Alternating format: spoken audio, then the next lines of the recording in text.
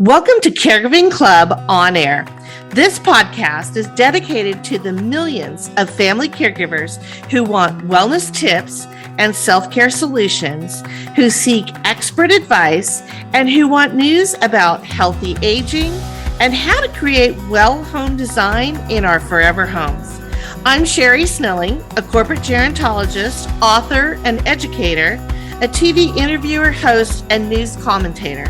I'm joining you from Southern California, where our interviews and news take us all across the country to explore the many ways to help you on your caregiving journey and to lift you up here at Caregiving Club On Air. Welcome to Caregiving Club On Air. I'm your host, Sherri Snelling. For this April episode, we are going to start with National Stress Awareness Month, but also April 26th, which is National Get Organized Day. We've got a great interview that touches on both of those topics with Heather Nickerson, who is the CEO and co-founder of a company called Artifcts. Heather's going to tell us not only how to get better organized, but how to tell the stories of some of the treasures that we might find as we go through that organizational process and how to store those memories forever. Really great information and resource. You're going to want to stay tuned for that great interview. And in Caregiver Wellness news, we're going to turn to April as National Humor Month. And I've got great information for you about a wonderful charity called Hilarity for Charity. And it was started by the comedic actor Seth Rogen and his wife, Miller Rogen, who is also an actress and writer and director. And they started Hilarity for Charity to really help support younger generations who are caring for, whether it's parents, in-laws, grandparents, or other loved ones who have Alzheimer's disease. So they have a great collaboration going on with Joe and Bella, which, as you know, is the adaptable clothing company. We interviewed Jimmy Zolo on this podcast a couple seasons ago, and also some other wonderful programs to support caregivers that I recently got involved with. So I want to tell you a little bit more about that because it's a really wonderful resource. Now, on April 22nd, we're also going to be celebrating Earth Day, and I'm going to do my own special twist on Earth Day from elements from my Me Time Monday book. And we're going to talk a little bit about how we can participate in things like green exercise and blue wellness. These are all big wellness trends that we see out there. So I'm going to tell you what those things are and how you can practice and celebrate Earth Day, and also celebrate a little bit of self-care for yourself as well. Then as we turn to Well Home Design news, we're going to again look at decluttering. And what's really interesting is how decluttering not only helps us with our environmental wellness, but also our emotional wellness, which is our mental health, and maybe even our financial wellness. So stay tuned for all of those wonderful wellness insights and that, I touch upon in my book. And then finally, as always, we're going to end our episode with our Me Time Monday Wellness Hack. This one is going to be on how stories and storytelling help to reduce your stress. So with that, let's go ahead and take a look at Caregiver Wellness news.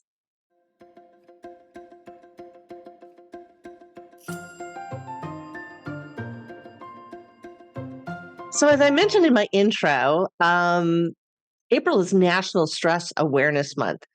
And for those of you who have heard me talk about my book, almost in every episode recently called Me Time Monday, the weekly wellness plan to find balance and joy for a busy life. It's all about really stress management, how to really understand how our brains work in terms of our stress, how to bring that balance back into life, calm that stress response, and really how to find, again, balance, but also more joy in life. And I have just been having such a blast over the last few months since the book came out. I've been traveling around doing speaking groups. I just did a wonderful group, National League of Young Men, but I spoke to the mothers group, which was really great last week. A friend of mine, Merritt, is part of that group here in Southern California. And they had me come in and speak, and it was just really fun. And so, and I'm also doing a lot of book signings, whether it's at Barnes and Noble stores or at these events, speaking events around the country. And I'm going to continue that. We've still got a full schedule through the rest of this year, which is pretty exciting.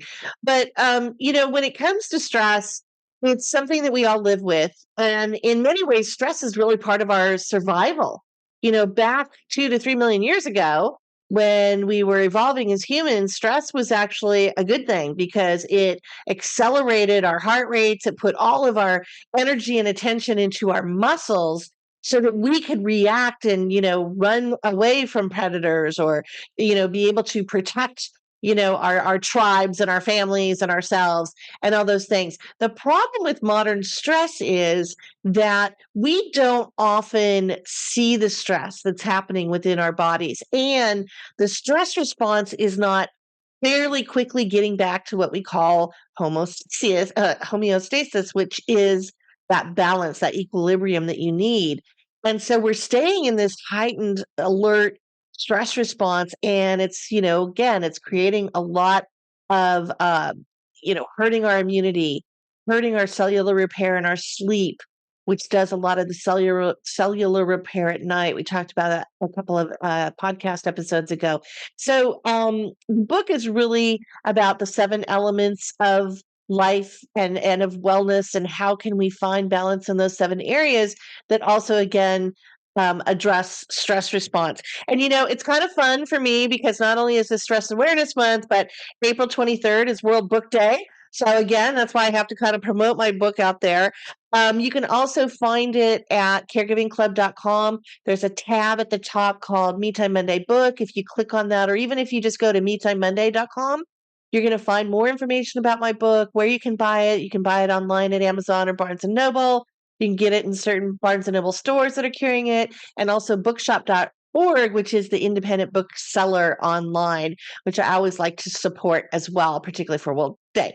So I just want to bring those things up because so much of what I talk about, and of course the Me Time Monday wellness hacks that I do, all come from the research in my book. The one that we have for this episode, of course, is going to be about how stories and storytelling actually help us to reduce our stress. So stay tuned for that at the end of this episode. But the other thing that's happening in April, as I mentioned, is Earth Day, which is April 22nd. Now, Earth Day was really a movement that came about to protect our environment, to really understand the balance between, people and planet, and to really focus more on what can we do to ensure that this beautiful earth is going to stay here for generations and generations and generations to come, which really means a lot to me because having done a lot of this research for my book, looking back 2 to 3 million years ago, you see, how things that we can do today can really affect future generations. But I'm going to do a little spin on Earth Day, again, to kind of spin it back towards some of the things in my book.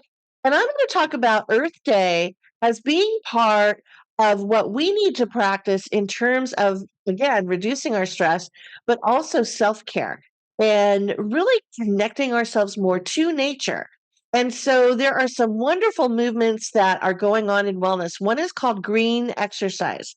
And what green exercise means is kind of exactly what it sounds like. You're going to get outside. You're going to listen to the leaves in the trees, the bird song. You're going to smell the fresh air and watch those wonderful, white billowy clouds roll by in the blue sky. You're going to look upon greenery or maybe some wonderful flowers and florals and fauna and everything else. And hopefully, whether you live in a community where you can do this easily, or you can get to a nearby park or place where you can really capture nature in its pure beauty, that is what really soothes our brain and our stress response.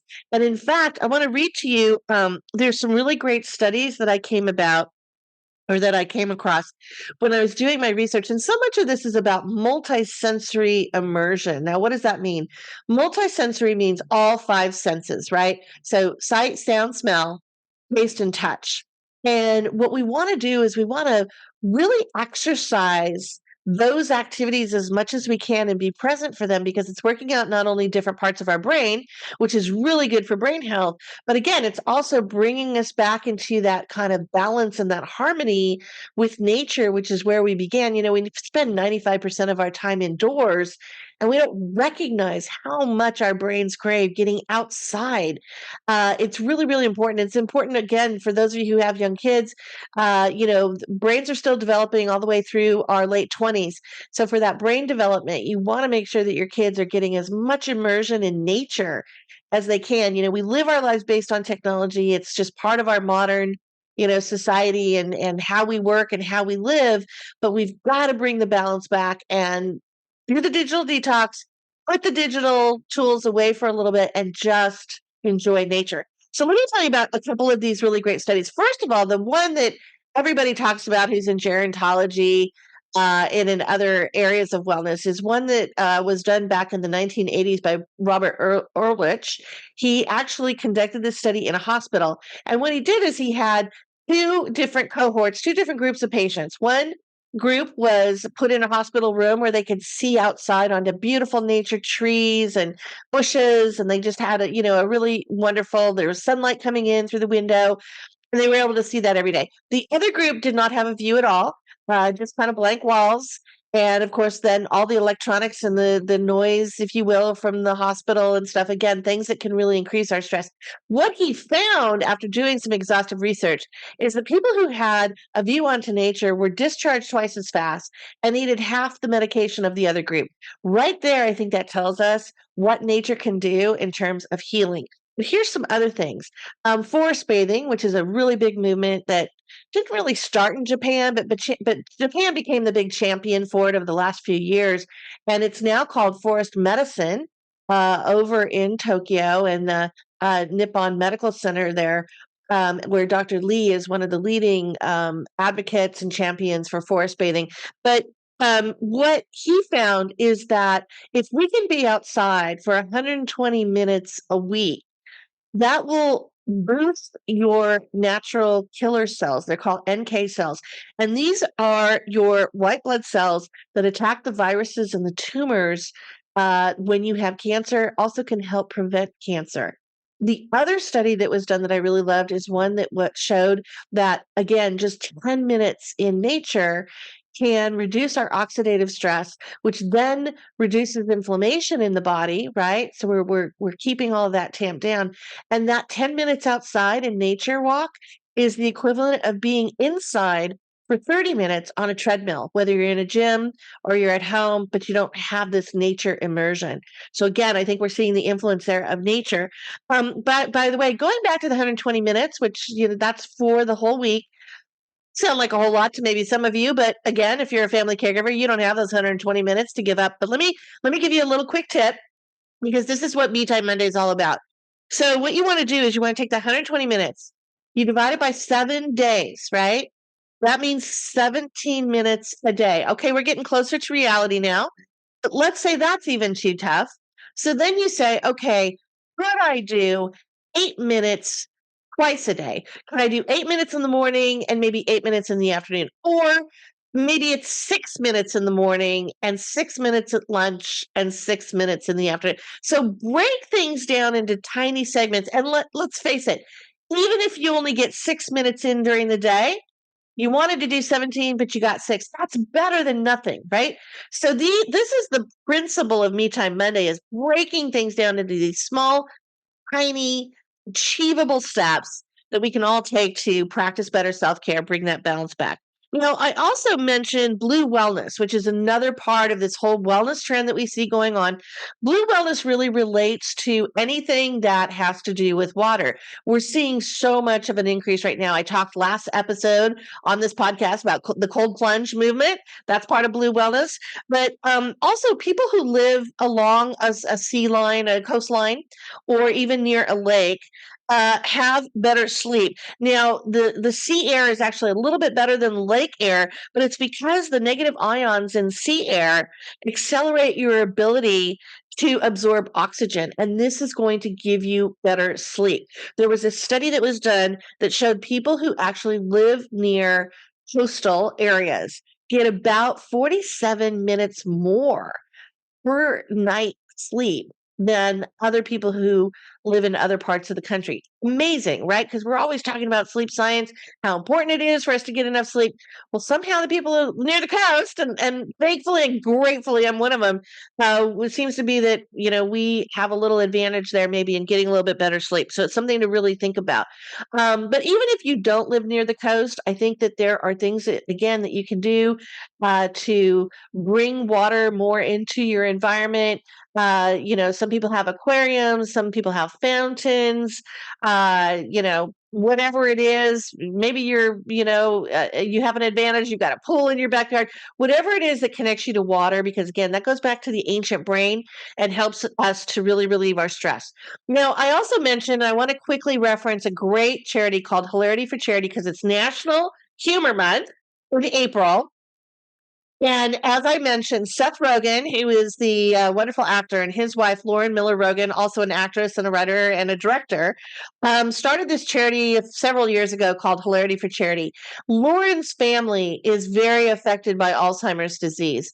And she found as a very young woman that she got immersed in this world and felt that her peers and colleagues and other people of her generation just really didn't know enough about brain health and didn't know enough about Alzheimer's disease. And that became part of the mission of Hilarity for Charity. So to bring some levity to it, right? I mean, that's what Seth is all about, is kind of the comedic factor, the cool factor, if you will.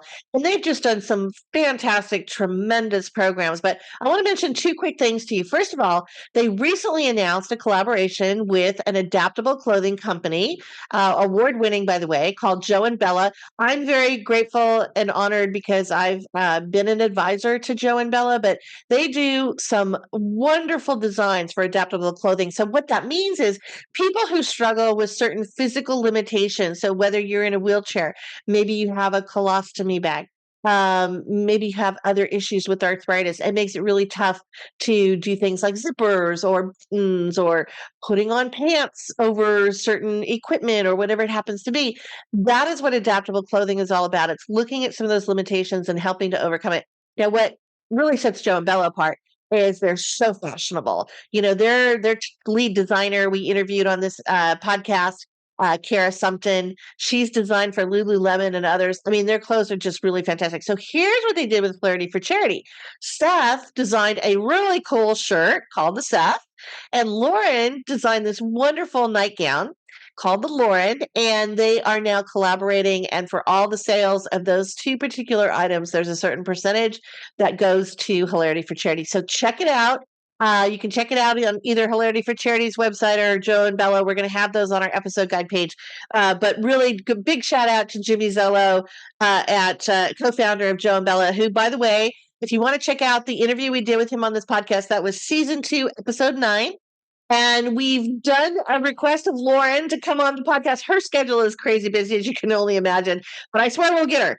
I promise we'll get her on this podcast one way or another. But she and Seth are doing wonderful things with their charity. Now, they recently invited me through Jasmine, who coordinates a lot of their community activities. They invited me to be part of their community lounge for caregivers, which is a virtual online, like a support group. But what we do is we pick a different topic every month, or they do several of them actually during the month. But they pick a different topic, and then they have somebody like me who comes in and kind of shares. I share chapters from my book. I share some of the insights from my book. And then we have a group discussion on it. And I did my first one just a couple of weeks ago. We did it on how to go from FOMO to JOMO, which is fear of missing out, to joy of missing out. And it was fantastic. It was so fun. We had a lively discussion with, lots of people online joining us. And I think it was really well received. So I'm going to do another one next month, and we're going to talk about the happiness hormones and how to harness those. But these are some of the wonderful things. Beyond, they also do grants for caregivers who need respite care and respite help, and lots of really good information. Then they also do a lot of education in high schools and colleges with those younger generations. So check out Hilarity for Charity. Wonderful, wonderful group. If you're looking, for someone to support, I would do a big shout out. They're definitely one. And their website will have a link on the episode guide page, but it is wearehfc.org. That is their website. And then you can check out these caregiver lounges, and you can register for free. They're all free, but you can join us for those conversations. And then also just a quick shout out, because it's National Humor Month, a great colleague of mine that I run into very frequently, and we're even looking to collaborate with each other on some speaking gigs and educational models and stuff, is Danny Klein Modisette, and she is the founder of Laughter on Call. We interviewed Danny on season 3, episode 30, so check it out because humor is so important to our social health as well as our physical and emotional health. And that conversation with Danny was really insightful, and I think it's just something worth taking a look at. So, whether it's humor-filled memories and stories, or just getting organized, and being able to, look through your treasures and capture the stories that are behind some of those wonderful treasures that probably many of us have put in a box in the attic and don't think about very much. Now we have our next guest who is going to tell us on this episode how we can actually bring those stories to life. And not only that, how it can have some other benefits to archive some of the stories of our wonderful stuff, right? We're always talking about getting rid of stuff, but there's a psychological disconnect between things we just can't get rid of. How do we keep the memories and still be able to declutter and all those kind of things? That is what Heather Nickerson, who is the CEO and co-founder of Artifcts, along with her co-founder, Ellen Goodwin, who couldn't join us, but Heather's going to tell us all about what Artifcts does and how it really helps you in a lot of different, not just getting organized, but in a lot of different aspects of life. So here is my interview with Heather Nickerson of Artifcts. So I'm really thrilled to have our guest on our episode today, who is Heather Nickerson of Artifcts, and we're going to tell you all about what that means. But we know that coming up later this month, I think it's, April 26th, is National Get Organized Day. And I really thought it would be great to talk to Heather because organization is just one of the things that she's going to help us with today. But Heather, welcome to Caregiving Club On Air. Thank you so much, Sherri. We're thrilled to be here with you today. Yes. And as I mentioned, Heather is one of the co-founders of Artifcts. And Heather, where are we talking to you from today? Coming live from Washington, D.C. Washington, D.C., the capital where it's all happening. Well, it's great to have you on. I want to give you the microphone to tell us all about what Artifcts is. Mm-hmm. So Artifcts is an app and web-based patented technology platform. We help you capture, preserve, and share the histories, the stories, the value, and the meaning behind all your stuff. A really easy way to think about it is that we let you build and preserve your legacy object by object. Which I really love. So many of us feel like we have too much stuff these days. And I know we're going to talk a little bit about that decluttering, downsizing, but there are some things that are so precious to us. And whether they're out on a shelf or whether maybe they're packed away in a box, this kind of gives you the opportunity to bring that item forward and tell the story. And what I love is it really is about storytelling, right? Mhm. That's the essence of it. We've tried to figure out a way to make it really, really fun, but also very functional to ensure that you pass down your stories, your history, your memories to your family. And while you're at it, do something with those tangible assets. Do something with all that stuff. We know for a fact that as boomers age in the next 3 to 5 years, they're going to be passing down $3 trillion worth of stuff to Gen X. And unless or until boomers tell Gen X, hey, this is what it is, this is why it matters, this is the value, and by the way, this is what I want you to do with it, it's going to be a lot of stuff. And frankly, we think it's a stuff tsunami. So we're trying to get up in front of it and to help families ensure that you don't lose the history, you don't lose the stories, that you are able to have with photos, video, and audio that recorded family history right at your fingertips. It's interesting for those of us, or those of the people in our audience who are maybe watching us on YouTube. I know a lot of people just listen to us on the podcast channels, but if you happen to catch us on our YouTube with our video, I actually took some time, I told Heather this morning, to go through some of my grandmother's old jewelry that she had left me. It's mostly costume jewelry, I have to say, but it's beautiful. And so I pulled out one of her favorite brooches and a necklace. And it's funny because all of a sudden the memories did come back to me. And I remember the stories that she told me about maybe where she wore this, or whatever. And I think that's something that's really important for families. Very often we're looking for ways to bring the younger generations, the grandkids together with the grandparents.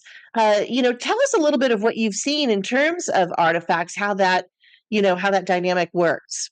Sure. Thanks, Sherry. That's a great question. So, from very early on, from day one of launching Artifacts, we've had grandparent and grandchild and children pairs work together. And we think it's beautiful because maybe the grandparent's a little, you know, tech phobic, but the grandchild is, of course, super tech savvy and say, hey, grandma, let's do this. Let's, work together. And it's been amazing. We've had both the grandparent and grandchild contact us in tears or with a flutter of emojis because they've learned things about each other they never knew. We had a grandmother and a granddaughter pair artifact as grandma was downsizing to go into assisted living. And the granddaughter uncovered amazing stories about her grandmother, everything from having lived overseas for decades and the places she went, the adventures she had, to even some of her own family history, like what it was like growing up in the rural South in the turn of the century, what it was like for her, it would have been her great grandmother. But those family, I mean, pieces of family histories and stories that otherwise would have been completely lost if they hadn't stopped and said, hey, grandma, tell me about this photo, or hey, grandma, tell me about this, 1914 Sears catalog that you've saved. Like, why'd you save that? So it's amazing when you stop and take a moment and ask someone about something, like pick an object, any object. It's amazing what stories come out. And again, how that is, it's all a part of who we are and where we've been and, what's happened in our families over the years. Yeah, it's really funny. I had my 2 nephews over the other day to help me with some garage cleaning, do a little garage cleaning, and I had an old rotary phone. Now it's from the 1930s. I have to say it's even before my time, but I held on to it thinking, "Okay, I'll set it out somewhere. I'll use it for that." And my nephews were just kind of like they knew what it was, but it was a little bit like, "Wow, this is from ancient history," because it's like that just they didn't grow up with that, which is really funny. Speaking of my nephews, I have to do a little shout out because Finn and Morgan are my nephews who are really fantastic and help their auntie out all the time. And Morgan gave me a book for Christmas called Swedish Death Cleaning. And we had talked about it beforehand, so it wasn't like, I wasn't startled. But tell us a little bit now about, in addition to the storytelling, which is wonderful and really gives us, a sense of that history behind that item or whatever it is, there's also the need sometimes as we get older, we do want to downsize. Maybe we are moving into senior living or active living or assisted living. And so both decluttering our own homes just to make it safer for us to, not have as much stuff around, but also maybe if we're downsizing and this whole concept of Swedish death cleaning, I want you to touch upon, but tell us how Artifacts helps with that. Yes. So we have some very exciting news to share. Time magazine just named Artifacts one of 7 low stress solutions for decluttering. So it's not just us who think Artifacts is Congratulations. great. Thank you so much. Yeah. It's a great way to be able to keep the memories and maybe not all the stuff. But now on a nationwide level, we're getting recognition that we do just that. And that's one of I think, the hardest things when you're downsizing or when you're decluttering is you want to hold on to things because of the emotional value tied to it or because of the memories associated with it. And I think a lot of us fear, and myself included when going through my mother's stuff, we're afraid to let go of items for fear of losing the memory or for fear of somehow forgetting about what matters or why it mattered, or even sometimes why we have it or about the person who gave it to us. There's so much, I think, emotion tied with stuff. So with Artifacts, you're able to build your own private collection of all your individual artifacts, those stories and those objects paired together. But the beautiful thing is, once you've done that, and once you've told the story to someone, or you've shared it, or even just documented it for yourself, you have it safe and secure either in our app or on our platform. So you're much more inclined to be able to let go of the actual item. And I do this with my old greeting cards. I used to have boxes and boxes of old cards under my bed. Yeah, exactly. Yeah, we're in the same club, Sherry. Right. And I didn't want to let go because of the handwriting and the sentiment. And it's those physical, tangible pieces or reminders of the ones we love, right? So once we made Artifacts, that was one of my first targets, was essentially decluttering all of those old greeting cards. And sure, I've saved some really monumental ones, the card my husband gave me on our wedding day, or the last card I ever received from my mother. But the other 99.9% of the cards, I artifacted them, kept the memory, and then was able to recycle the cards and regain some very precious space, especially since living in DC and space is at a premium. On the Swedish Death Cleaning side, the beauty of artifacts that you are able to pass down the items. The whole concept of Swedish death cleaning is that as you are aging throughout life, you don't have to be on death's doorstep to do it. That's a big misconception. But we have people who Swedish death clean in their 40s and their 50s. But as you're going through your life and you discover objects or items you no longer have a need for, or you no longer, it doesn't have to be yours, it could be someone else's, you're able to pass that item down to a friend, to a family member, really to anyone that could use it. And with it, pass kind of your memories of it, your stories behind it, why it matters to you. And it's a really great way to declutter because not only are you able to free up space, you're passing down objects, or as we like to say, you're rehoming objects, but with it goes the story and you're sharing your story. And it's a very kind of happy, feel good way to ensure that you're going to give a new life to an object maybe you've had for decades or maybe you've had for a year or two. But someone else is going to love it just as much as you. It's going to be useful. And it's no longer sitting in your bookshelf or in your attic or in your basement. But really, Margaret Magnuson's her whole premise behind Swedish Death Cleaning was to give yourself a more organized space and to create less stress as you aged. So that way at end of life, your family is not trying to sift through boxes and boxes or bins and bins of stuff, wondering what on earth is this? Why did mom have it? And what are we supposed to do with it? So that's how Right. artifact pairs wonderfully with Swedish Death Cleaning. Well, and I love that. I'm grappling with that right now is just trying to downsize and get rid of some stuff. And I think one of the reasons why my nephew got the book, we had been talking about, I came across it, but both my nephews have gotten really into our Scottish ancestry, which is Cool. something I did a lot of genealogy around, right? And I think they were both really interested in the fact that it started with the Vikings, that the Vikings really did this centuries ago when they were start getting rid of things later in life. They like that kind of concept. So, Yeah. right. That was Um, fascinating. I lived in Denmark for a year, and it's amazing what happens when it's done well and done consistently throughout life because you do, like, as you get older, maybe it's your children or maybe it's nieces or nephews, but people who are starting out and they need stuff for their first place or they need stuff for their college dorm. And you're able, again, not just to say, hey, take this, extra drawer of silverware, but take the silverware. Part of it was, great Aunt Mabel's, and part of it was you tell the family history and story. And then what's amazing is that we always, I think, hear a lot in media that no one wants my stuff, right? That's just simply not true. And we see that with Swedish death cleaning. When you take the time to tell the story, it's amazing how often that item ends up staying in the family or staying within your circle of friends because they now know the meaning behind it and your attachment to it. And it's just this really great way to, I think, keep things out of landfills, out of storage units, and being passed down to who's going to use them and love them next. well, they kind of, I'm a huge fan of HGTV. And Erin Napier, who's on Hometown, she's a big one on kind of what do you call that? Forget the term for it now, but where you take it's like grand millennial style. You take Yes, something that was in your grandma chic. grandparents' attic, yeah, grandma chic, and you take something that was in the attic or something that somebody's Yes. basically going to throw away, and it becomes this beautiful. You repaint it or reupholster it or whatever it happens to be. So yeah, I think that sometimes the things we don't think about are treasures, for friends and family. We There's often joke that sorry, I yeah. said we often No, joke go that ahead. the best vintage shop in the world is grandma's attic. Go take a Yes. tour, like tour through the attic and ask, like, hey grandma, what is this? It's amazing what you'll discover, not just on the physical object side, but also, grandma had a pretty interesting life. And she may not remember bits to tell you just in everyday conversation, but hold up that old mink stole or hold up a pair of heels from the 1940s, and wow, do the stories start coming out. Yes. Well, and some pieces of furniture, my grandmother's old steamer trunk, and I know Mhm. some of the stories, but I haven't written them down. I haven't. So I'm a huge fan. I'm getting onto artifacts so I can take pictures of all these things and tell these stories so they'll be kept for generations to come.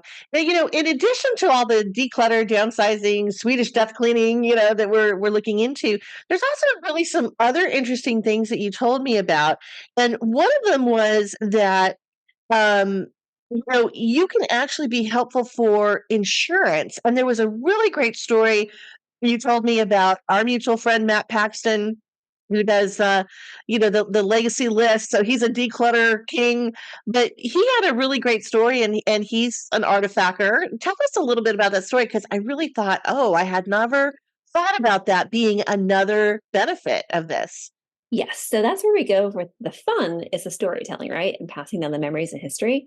The very practical is insurance and estate planning. Because at the end of the day, our stuff matters and there is financial value and something has to happen to it next. So with Matt Paxton, who is one of our advisory board members and a phenomenal fan of artifacts, he always wears this ring that his father gave him on his deathbed. It's a Tiffany's gold ring with a black onyx stone. And Matt had it's one of his first artifacts he made. So he'd artifacted it. He had video, he had audio, he had all the details, dimensions, you name it. And it's actually a public artifact. You can go and view the artifact today. Matt was out to dinner. And as he tells it, he was eating a really juicy hamburger and took the ring off and like everything else. He was making a mess. And when he left the restaurant, he forgot to get the ring. And he realized it a couple hours later, he didn't have the ring and he was panic stricken. He called the restaurant and explained what happened and sent them the artifact. Said, hey, this is exactly what we're looking for. Here are all the details. And it was a click of a button. The artifact was over with the restaurant manager. Right. So they're now on the hunt for the ring. Matt also realized, because there is financial value to this, this is an antique Tiffany's gold ring. He sent it to his insurance agent as well, saying, hey, we might have a problem. Still looking for it, but FYI, in case it doesn't turn up, here's the artifact, and we'll have to go through the claims process. I mean, this story ended better than I ever could have, expected. A couple days later, the restaurant called Matt back and said, actually, we found it. It was out, I think, by the dumpster. It had been run over. So I think probably when they were clearing the table, someone scooped it up, ended up somehow in a trash bag by the dumpster. Someone had run over it, but the ring was salvageable. So Matt then says, all right, great. Went and got the ring. And then he took it to a jeweler and asked the jeweler to repair it. And once again, he sent the jeweler the artifact because it had all the photos and all the details. This is what the ring looked like. Could you please restore the ring back to its original, as best as you can? So that's where, again, the functionality of being able to export with a click of a button an artifact or your entire collection to your insurance agent. We never like to think about worst case scenarios, and but it's all too often and all too sad that we hear about hurricanes or fires or floods, and some of that stuff is completely irreplaceable. We get that. Yeah. Other things are replaceable. However, you have to work through insurance, and that process can take months if you don't have it documented. And that's where the functional part of artifacts comes in. If you've taken the time to document some of those family heirlooms or some of the items you have, from jewelry to you name it. If you do have an instance where you've lost the item, again, click a button, export to your insurance. It's really easy to then kickstart the claims process, and it saves you from having to dig through boxes and boxes of, do I have a photo of it? Do I even know the description? What about the dimensions? And then because you can attach documents and artifacts as well, sometimes our members attach receipts or they attach certificates of authenticity, which is great. Again, when you're dealing with insurance, you're going to have tons of questions for you. Like, well, how do we know you had it? Like, how do you prove this? How do we know it was authentic? It's all of those things, again, are easily solvable with artifacts, which is why we like to say, you make one artifact and there's many possibilities with it. Absolutely. And again, something I had not thought about, but which is so beneficial. And you touched upon also, natural disasters. So floods and fires and things that we, unfortunately have in our lives. It's wonderful to have this archive. I think so often, we tell people, particularly with family photos, now most things are digital. Hopefully, most people have storage in the cloud, because even if it's on your computer hard drive and you have a fire flood, that may not have saved, the digital photos. So, but you can also, do it with, again, items that you don't think about that, were destroyed, that can't be brought back. But at least you've got this beautiful photo, that kind of brings back that memory and makes it all really nice. One question I hadn't thought about that I'd like to ask you is, do you feel like there's any hesitancy? I know particularly for older people, there's always a privacy concern when we're doing anything online, when we're uploading any kind of information about ourselves, what are some of the securities, or some of the, can we give a sense of, trust to the listeners out there whose older parents may be a little hesitant to want to do this because they just don't want their stuff being seen by everybody? I'm so glad you asked that, Sherri. So I want to say right at the bat, we have built Artifacts from day one to be private and secure. Our backgrounds, myself and my co-founder, are both former Central Intelligence Agency analysts. So we understand the value of privacy, and we go to lengths to protect security. We both then had decades-long careers in the private sector. Myself, I ran and grew a private security firm, and I also authored a book on how to protect your privacy. So when we say we take privacy and security seriously, it's just not us saying so because it sounds good. It's because we truly You live it and breathe it. we live it and breathe it all the time. I even today teach a privacy course for the photo managers because I believe so strongly in that everyone should have the basic right to, human privacy. Our data should not be for sale. And in fact, at Artifacts, we make that very clear. When you sign up for any of our accounts, we clearly state it is your information. We do not sell it. We do not transact it. We even make clear that anything you write on Artifacts, it's yours. You retain the copyright. Very few online platforms go that far to ensure that, again, your information is your information. The other big thing that we do is that we don't compress our files. So when you upload a photo, be it high res or regular, or audio or video, if you decide to download that 5 years from now, you're not going to get an itty bitty teeny tiny thumbnail and be wondering, what on earth is grandma talking about? Nope. You're going to get the original file. Again, it goes back to our belief that it's your information, it's your data, it's your stuff. It's not ours. We're simply there providing you the forum and the platform to safely and securely document it and share it with the next generation. But we do not own it. It is yours. We also, within our platform, a lot of things come up along with privacy security is legacy. So we have legacy contacts built into Artifacts, primary and secondary. The same way that someone someday is going to inherit your physical stuff, we want to make sure that your artifacts are never lost in cyberspace. So please pick a primary and a secondary legacy contact. We do not and will never hold your information hostage. We want to ensure that what you do does make it onto the next generation. So again, we take privacy and security to heart, and it really is foundational to all that we built here at Artifacts. Wow, I did not know that both you and Ellen had security background. So yes, now that makes me feel even more trustworthy of the whole situation. You know what you're doing. One thing that I know that a lot of families struggle with, and particularly older adults as they're getting later in life, is they do want to maybe give things away, but they're a little hesitant. They don't want to create any family controversy. We are always saying to older people, at least tell the person or tell everybody, yes, so and so gets the ring, so and so gets, the fur coat.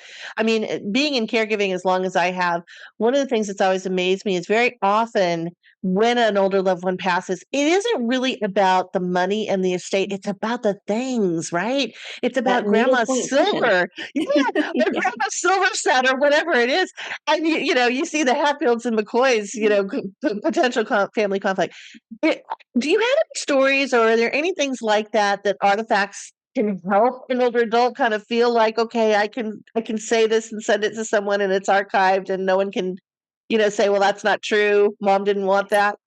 Yes. So that's one of the, again, very core features of Artifacts. There's the fun part, the stories, the memories, family history. But then there's the functional, estate planning, insurance, and then what we call is the in the future field. It's so important. We even have it on the quick form. It's not required, but we're always putting it front and center for you to think about what happens next with this item. And we do that because in my case, what happened to my mother and her passing and me having to figure out what happens to 6,000 square feet of stuff, I did not know. My mother had an estate plan, beautiful estate plan. However, it did not deal with dividing up 6,000 square feet of, in legal speak, tangible assets. So at Artifacts, we make it really simple. The in the future field, you can pick. Do you want to sell? Do you want to donate? Do you want to keep in the family? Do you want to bequeath? Or do you want to, we say, choice is yours. There's also a fun category for too late, enjoy the memory, which is great. When you're downsizing, decluttering, family can still see the family pieces, but no, they're no longer there. But when you choose in Artifacts, when you choose the in the future, you choose to say donate, there'll be another drop down that'll ask you, like, which charity do you want it to be donated to? And then the contact information. So you're building a roadmap for your family of what happens next. The same thing if you choose to bequeath an item. there'll be another drop down that states, great, first name, last name, relationship, and contact information. So I want to stress, we at Artifacts, we're not a legal trust and will platform.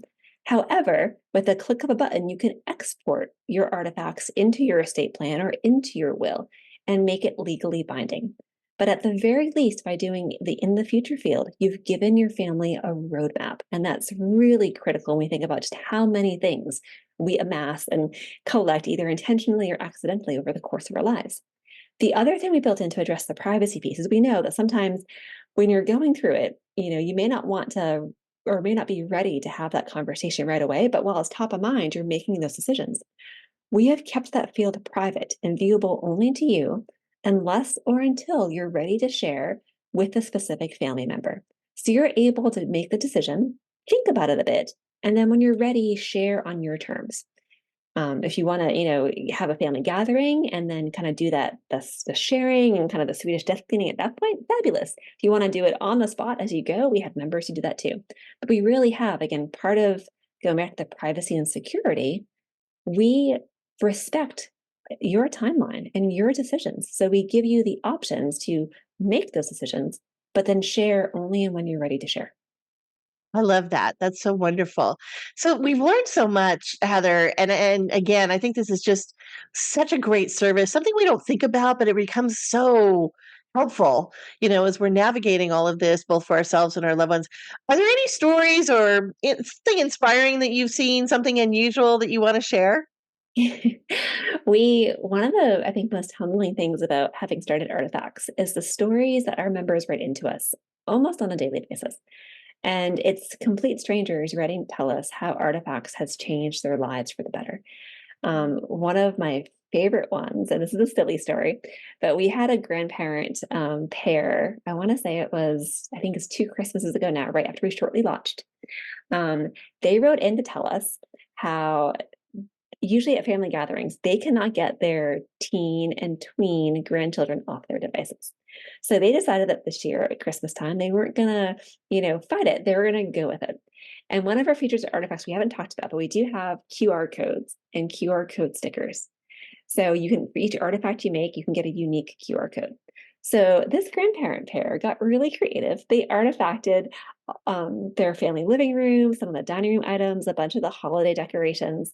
And because each artifact has a unique QR code, they printed off the QR codes and then put them on the bottom, say, underneath the painting or underneath the ceramic bowl or whatever it happened to be.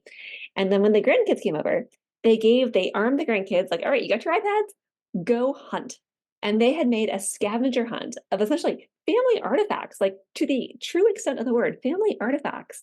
And they said it was the funniest thing they've ever seen.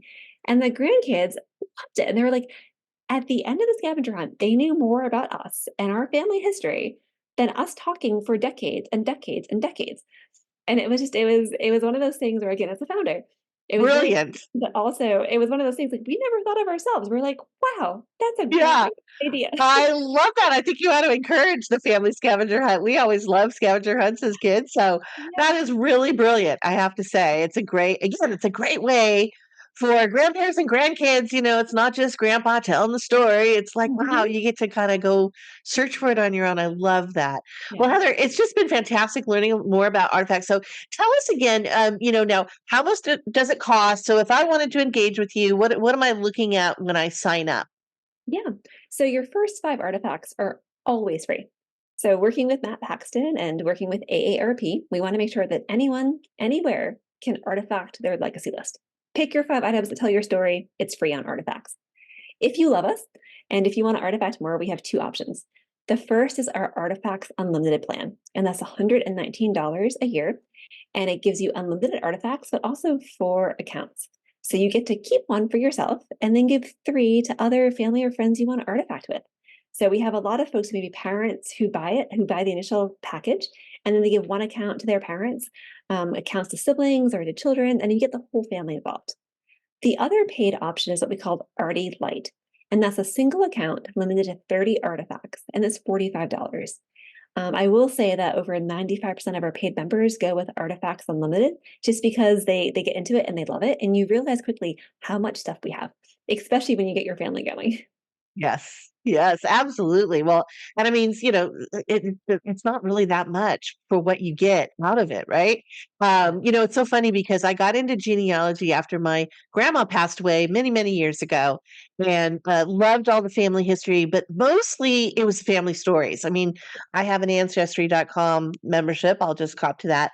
But it's great because I can find the certificates, the data, the birth and death records and all that, but the stories aren't there. So this becomes ancestry. If you're listening, this becomes something you should have because really it is about the stories, right? That's what we really Yeah. cherish and Yeah. love. And what's been fascinating, we've learned from genealogists, again, another group who is using artifacts, and we're learning from them. They actually take their ancestry family, like the family tree link, and they do an artifact, say Great Grandma Anderson's rocking chair. And they have a photo of the rocking chair. They've got old photos of Great Grandma Anderson and like the next of kin in the rocking chair. They then, as part of their artifact story, they link the family tree to it. And because artifacts were custom built from the ground up, we can include, when you make your story, you can include links to other sites. We don't, again, it's your information, it's your story. So when they share that artifact about, say, the rocking chair, they're also then sharing out that link to the family tree. So whoever's reading the artifact can then click the link and be like, oh, that's how I'm related to Great Grandma Anderson. Fabulous. I never knew. So it is really interesting how, again, stuff really plays into that family history and the stories themselves are really memorable. Sometimes a little more memorable than a bunch of dates and names on a family tree. I know I'm Yeah, guilty of that. yeah, exactly. Yeah. And like I said, it's interesting to find all the different connections, but there are certain stories, that I wish I had. And we do have some of them. So I'm really grateful, that we've got some of those to pass down to future generations. But Heather, thank you so much for sharing what Artifacts is all about. And I think our listeners are going to be fascinated by this. Where can they find you? Yes. So you can find us on our website. That's artifcts.com. We omit the second A on purpose because we say we're redefining artifacts. They don't have to be museum grade quality or historically relevant or super valuable to have meaning to you. So an artifact is anything that has meaning to you. So again, it's artifcts.com, or you can download our mobile app. We have a mobile app both on Android and iOS. So easy to reach. If you can email, you can artifact. Awesome. Well, it's just been fascinating talking to you. Thank you so much for sharing what Artifacts is about. Yeah, thank you so much, Sherri. It's been a pleasure.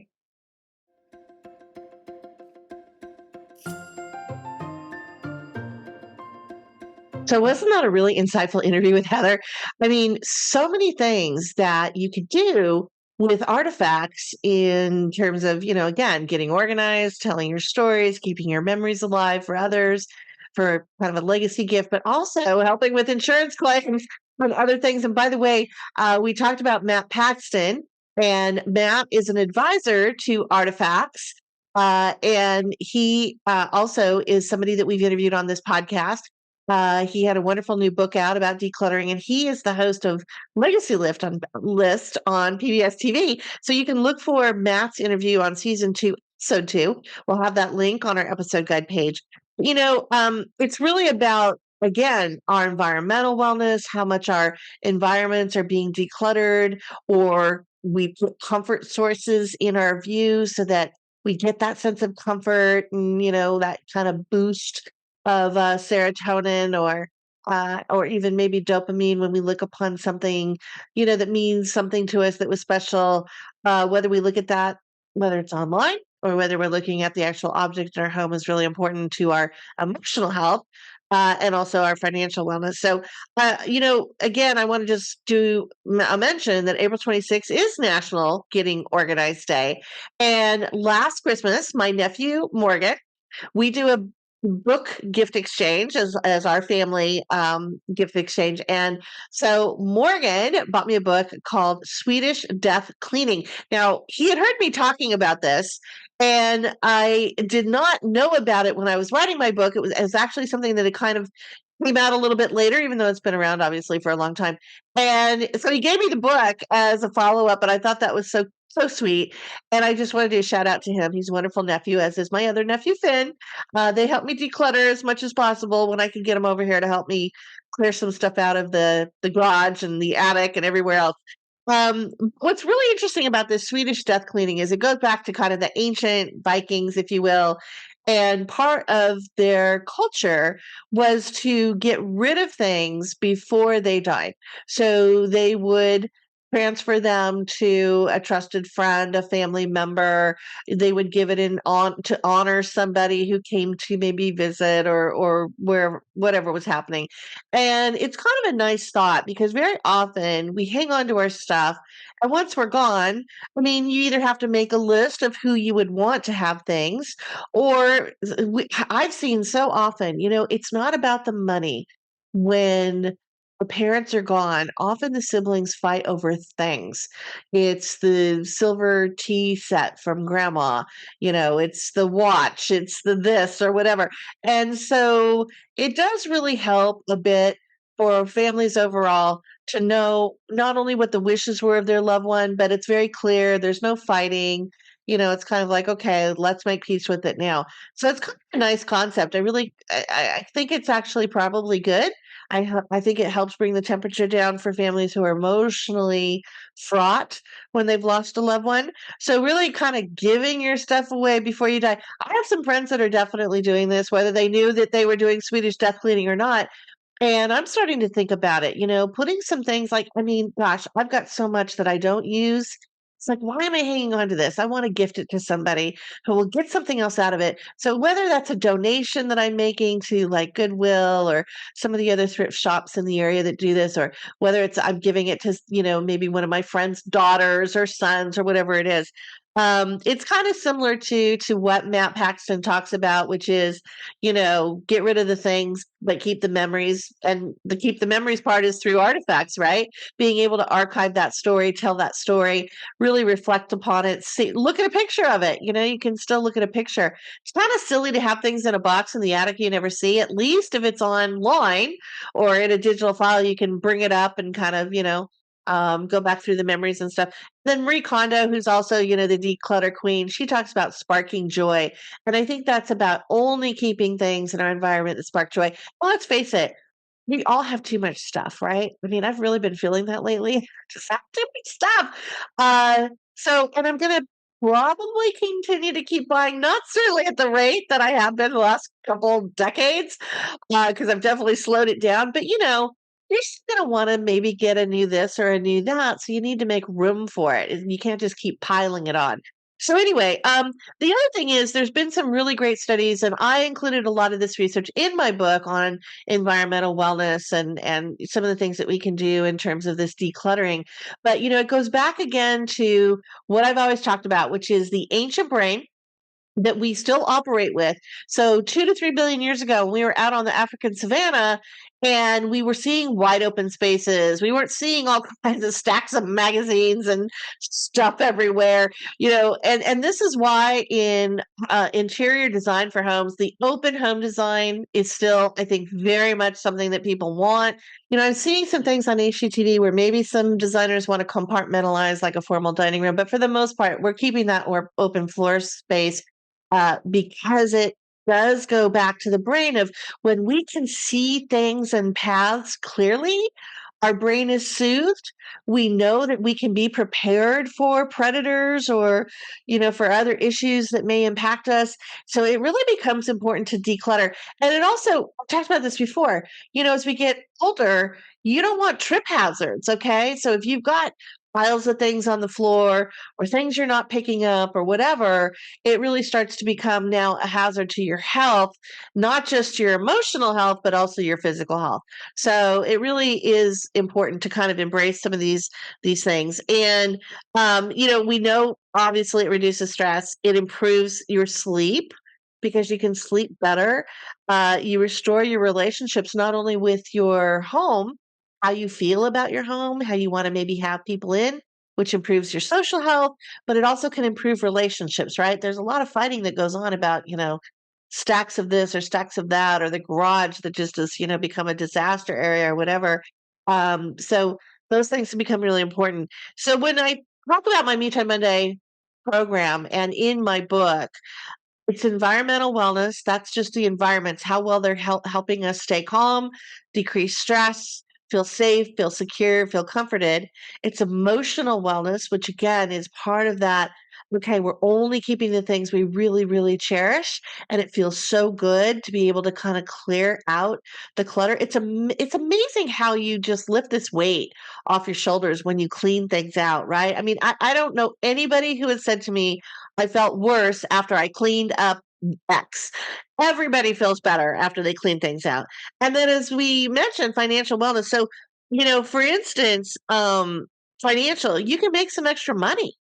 You can go on to some of these sites and sell some of those clothes you're not wearing anymore, or sell some furniture, or, Facebook Marketplace. And there's so much now that you can do to really make a few extra bucks. And let's face it, the economy is still not great. Inflation rates I saw just went up again. How is that even possible? And so, being able to have a few extra bucks in your pocket so you can still afford eggs and other things at the grocery store becomes really important, and particularly at this point in time. Some other just really quick get organized tips, because it is, again, April 26th is National Get Organized Day.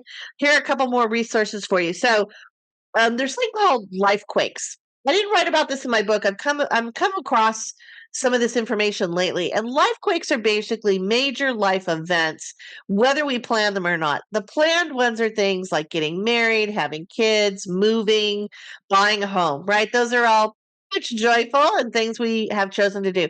The other life quakes that happen to us are truly like natural disasters, things like the pandemic, things we don't really have control over that still happen in our life that create us to have to make a major pivot or a major change. Okay. So life quakes happen. Caregiving is another life quake. And again, it's got a lot of silver linings, but it may not have been something that you or your family has planned for. And so you want to try to keep all the important paperwork in one place. Now, whether that's just your core family, or whether, again, you're caregiving and you want to make sure that you do know what mom and dad have planned, what's their power of attorney for medical or financial decisions, what's their living will, which is outside of their estate plan. You want to have things like, the title and deed to your home, passports, other important things, and passwords. And you want to have them where you can get your hands on them pretty quickly. Now, a lot of people still work with, kind of the paper. I'm still kind of a paper person. I have a safe. I have a lot of this stuff in a fire. Like if any fire or anything happens, the safe is going to keep all this stuff protected. Some people have them in, a box, so a security box. But there's a lot of people that are doing it online, and there are ways to keep it secure and private and protected, because I know sometimes we get a little nervous about our information getting out online. So 2 great resources for this. One is called LifeSite. And I actually know the folks over at LifeSite. They're really great. They have done, added layers of protection and privacy again. So things, but it's really great because let's say you're in the emergency room and you need to pull up the document from your loved one that says do not resuscitate, and you just don't have it, in your hand. Or let's say you're on vacation and you lost your passport, or, something else, where you can pull it up on your mobile app. So it becomes very convenient and very helpful in some of these emergencies. And the other one that is somewhat similar, and does things, they're on subscription basis. You buy a subscription and then you store all these things, is called Everplan. So we're going to have links to those resources as well. I just thought those would be helpful for you as you're kind of planning for your Get Organized Day. This might be part of that New Year's, I want to get more organized in my paperwork, and you can use some of these great resources out there now to help you. So with that, we're going to now go to our Me Time Monday Wellness Hack. And as I promised, it's National Stress Awareness Month. So we're going to give you some stress relief tips that are based on stories and storytelling. Here is our Me Time Monday Wellness Hack. Welcome to our Me Time Monday Wellness Hack. This episode, we focus on how stories and storytelling can help with stress relief. 60,000 years ago, the earliest humans decorated cave walls with images painted with a natural earth pigment to tell their stories about their daily lives. This was the earliest form of language using storytelling through images. It is one of the most fundamental evolutionary practices of humans to share our stories. In today's modern world of data and technology, storytelling is still one of the most powerful tools we have as a society, but it is one of the tools we can use to reduce the stress of modern day life. Following the stories of others through reading a book, whether fiction characters or real-life characters found in biographies, is a favorite pastime of the estimated 5 million Americans who participate regularly in book clubs. But whether reading for social interaction or reading as a solo pursuit that lets you escape into other worlds, reading has become a great way to reduce stress levels. One study found 30 minutes of reading lowered blood pressure, heart rates, and feelings of psychological distress as effectively as yoga did. In another study, participants were followed for 12 years with regular health analysis and checkups. It was found that the group of 3,600 adults who read books during this period lived 2 years longer than those who did not read or who only read magazines. And reading is a great way to practice flow psychology, which is applying energy, effort, and enjoyment into something that makes you happier. By following storylines, characters, and immersing yourself in challenges and experiences that you feel through the page, your brain is wired to tune out other distractions and dilemmas, to increase empathy for others, to calm the stress responses of your life, and float into the world of others. Even if just a few minutes a day, it brings a type of stress relief that is meditative. So often, people are caught up in their own stories and issues, and we don't always ask the other person how they are doing or what their story is today. Social media is incredibly bad, or good, depending on how you look at it, at making us compare our lives to others in unhealthy ways. Also, for those people who treasure privacy, the TMI of social media is just too much. This is where journaling, also called bibliotherapy, is a great example of an expressive coping method or technique that helps you process negative thoughts and feelings and experiences by releasing them. By putting these things on the page, they can have less power over you. Gerontologists call this internal locus of control. By writing about your feelings, you take back control over those feelings rather than letting the external locus of control take over, which is what happens when we engage in social media. When we do social media, we allow others to dictate our happiness or self-worth, which is why people who spend 2 to 3 hours on social media every day are actually 2 to 3 times more depressed than other people. Let go of the negative feelings and balance your negative thoughts on the page by also adding expressions of gratitude. One study showed when writing in a gratitude journal for 4 weeks, you actually maintained a self of well-being and happiness for the next 12 weeks, even if you stopped writing every day. Sometimes the story of your home environment is causing your brain to feel insecure, unsafe, and unhappy. Cluttered home environments not only pose physical health risks, such as tripping over something, also emotional health risks in that your ancient brain interprets the environment as one where dangers and unknown challenges may appear because we do not have open views of everything in our environment. This is the art of decluttering, or as the new trend in downsizing is known, Swedish Death Cleaning, where we give away things to friends and family long before we die.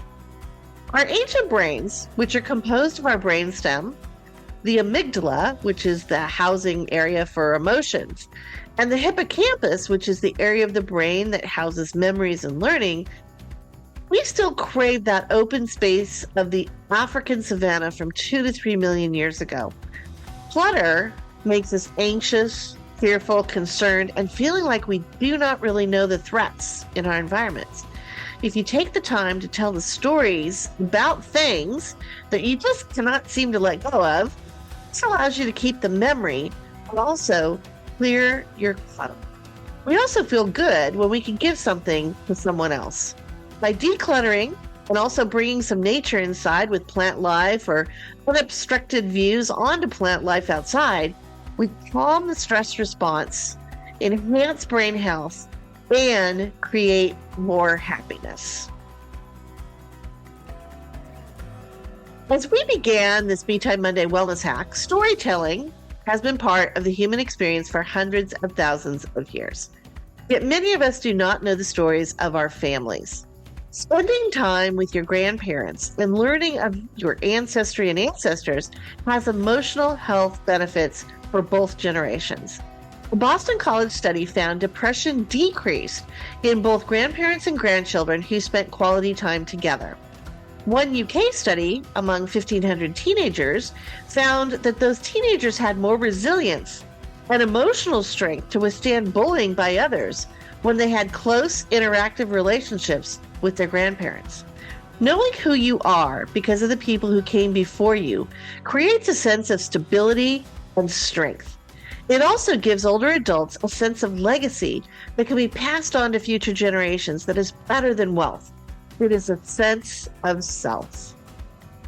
I hope you enjoyed this Me Time Monday wellness hack. Each episode of our Caregiving Club On Air podcast features a new Me Time Monday wellness hack.